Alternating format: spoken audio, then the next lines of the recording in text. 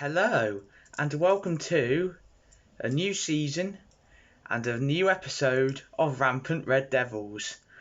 I'm Ryan Shepherd, and I am back with my popular series from last season, detailing everything that goes on for Manchester United.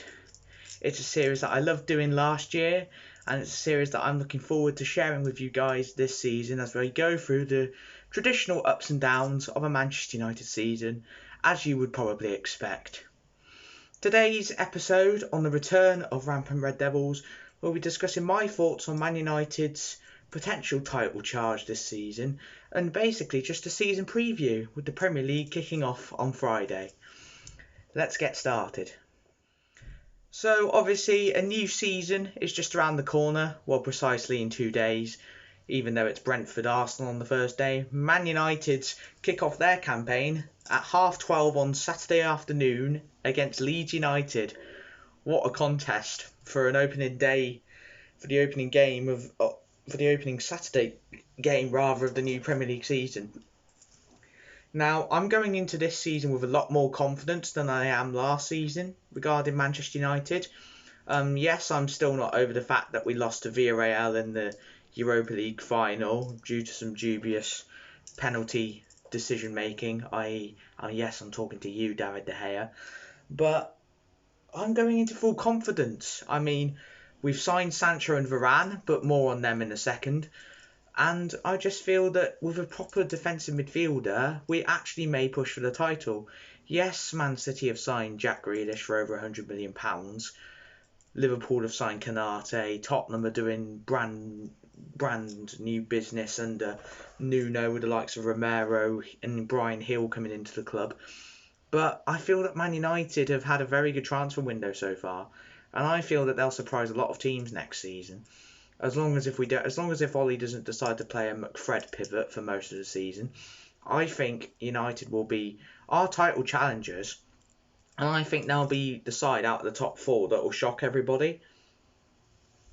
So, but on the whole, it's just a wait and see what happens. There were far too many games last season where we either lost against Sheffield United. Lost last season is one where we shouldn't be losing against teams that are in the bottom half of the table. We should be picking up maximum 6 points against those sides. And obviously, last season we lost to Liverpool. We lost to Liverpool at home, but we beat them away. We beat Man City away from home, and I think we drew with them at home. We lost to Arsenal. I don't know how. Arsenal are the worst of the top 6 clubs. Spurs we lost 6-1 to earlier on in the season. Hopefully we won't get a repeat of that. But then we beat them on their home turf as well. So, you know what? I think United are very strong title challengers and the team that I think will surprise everybody in the top 4. Because I generally think that we can win the title this season. And yeah, you may think that that's a biased opinion, but I actually do think we can. With the 2 signings we've made so far, and potentially with a couple of outgoings, we'll be able to bring a couple more players in. But I'll explain more of that in a second. So looking at United's transfer business this summer, it can't have got better really. I mean, Jadon Sancho for £73 million is an excellent signing, because that he can make that right winger spot his for the foreseeable future. And although he won't be wearing the famous number 7 shirt next season, because obviously Cavani or El Matador has still got it, but I think Sancho, it takes the pressure off Sancho a bit to, go out. Obviously, 73 million is a bit of an expensive signing, of course, but obviously it's less pressure on him than having the burden of the 7 shirt and starting off poorly. But I think he'll hit the ground running straight away. He's done it for the past couple of seasons in Germany with Dortmund. He's performed in Champions League games. He's got the experience and know-how to be able to hit the ground running in the Premier League. Also, the absolute steal signing of Raphael Varane. Now, I want to make myself very clear. Raphael Varane ultimately becomes one of the top 5 defenders in the Premier League. Again, you might think I'm biased, but when I hear pundits saying that, Varane's not going to cut it in the Premier League, it's completely different. He was carried by Sergio Ramos. This man has 5 Champions League titles to his name, and has won many La Liga titles and a World Cup. And you think he's not going to adapt to the Premier League? Get out of here. Just because pundits are like hate Man United and want to put pressure on signings such as Varane and Sancho, just because you're jealous that we signed one of the best centre-backs in world football and one of the best young wingers in world football, doesn't mean you have to shut them down and say they're not going to hit the ground running straight away. That's like me saying Jack Grealish isn't going to hit the ground running and is an expensive flop at £100 million. For all we know, he could turn out to be a flop.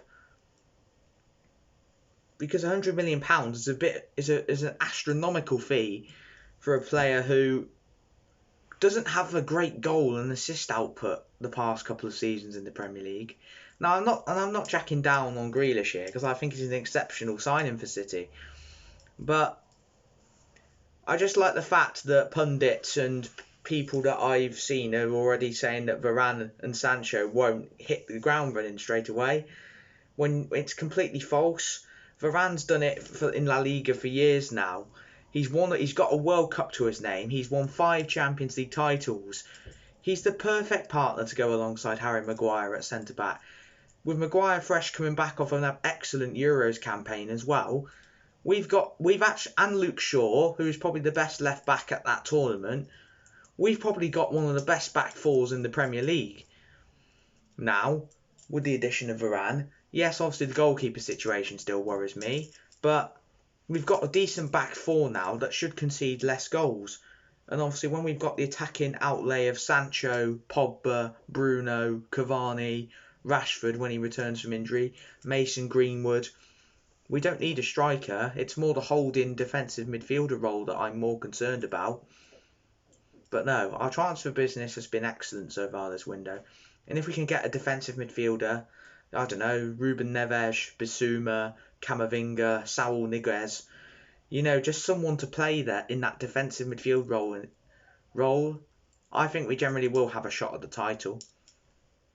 But to end the preview, what do I think my top four were going to be? Well, first of all, I'm going to say it. I predict Man United to be champions next season. I think they will shock a lot of people next season. Yes, City, Liverpool, Arsenal, Chelsea are spending money, but I think United will come back a little bit stronger. We've bought in Sancho, who can hold down. We have a natural right winger now. We have a proper left-footed, far pacey centre back that can fit alongside Maguire, who's had a good Euros. Shaw has as well.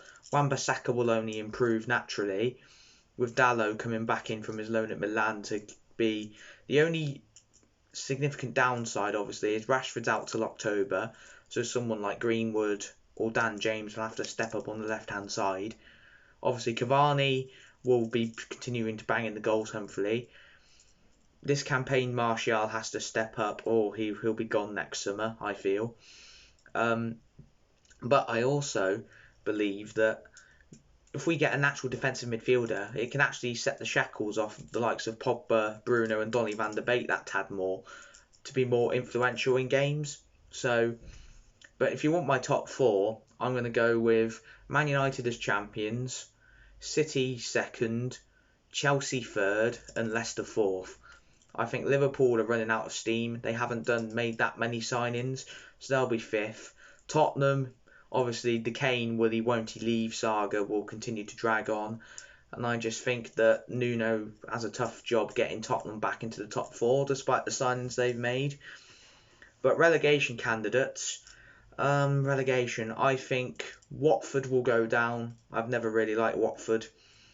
They're just one of those yo-yo clubs that I consistently dislike, so I think they'll go down. Burnley, again, nothing to be said about Burnley. Hoofball FC, I think their time has come to go down. And I'm also going to say Southampton are in with a shot of going down. Yes, they've lost Danny Ings, which is a 20-goal a season striker. And I think, although they've signed Adam Armstrong, who's hit the ground running sensationally well in the Championship with Blackburn the past few seasons, I just feel that he's a lot of pressure on his shoulders to be, like their new Danny Ings. And obviously Vestergaard could be off to Leicester as well, so that's two key players of their side gone. And you also have to think about what's going to happen with James Ward-Prowse. I mean, do I see him staying at Southampton in this transfer window? No, I don't. I think if Villa come in with a 40, 50 million £50 million offer for the Saints captain, I think he'll want to move. Villa are on an upward curve, whereas Southampton, for me, are a club that are under a lot of pressure this season, especially now with Ings having left the club, Vestergaard on his way out too, and Ralph's got a big arse to replace those players that are going out. And obviously, if Ward-Prowse leaves, then they've lost their two best players from last season, who got the most goals and most assists. And they can't be relying on the likes of Walcott, Teller, Armstrong, both Armstrongs, to carry them to safety. So I just think that Southampton, along with the likes of Burnley and Watford, will be heading back to the Championship.